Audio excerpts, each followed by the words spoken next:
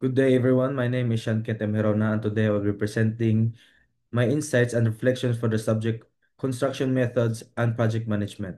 For this presentation, I will focus areas I learned in this course and explain how it impacts real-world project work and my future career. I will also share a few suggestions that I believe can help improve the learning experience in this subject.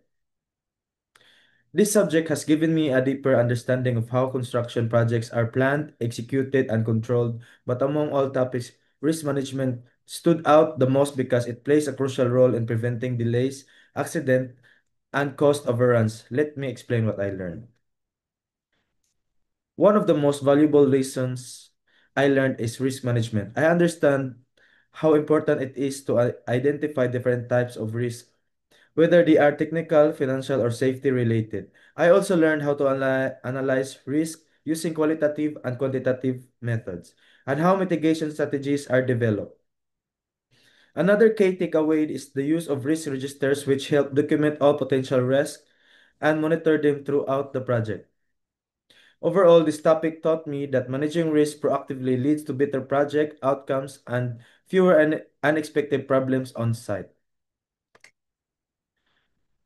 Real world impact on my career. This subject has significantly improved my readiness for real project environments. First, it enhanced my decision making skills. Understanding risk frameworks helps me make more informed choices when issues arise. Second, it strengthened my problem solving abilities, allowing me to approach challenges logically and calmly. Third, applying risk-based planning makes me more capable of preparing realistic and efficient project plans. Lastly, all these skills make me more competitive for roles in project coordination, safety management, and site supervision. Suggestions for the instructor. To improve the subject further, I would like to suggest introducing more real-life case studies that show how risks are assessed and solved on actual projects. Another suggestion is to include more interactive activities such as group workshops where we evaluate risk and create mitigation plans.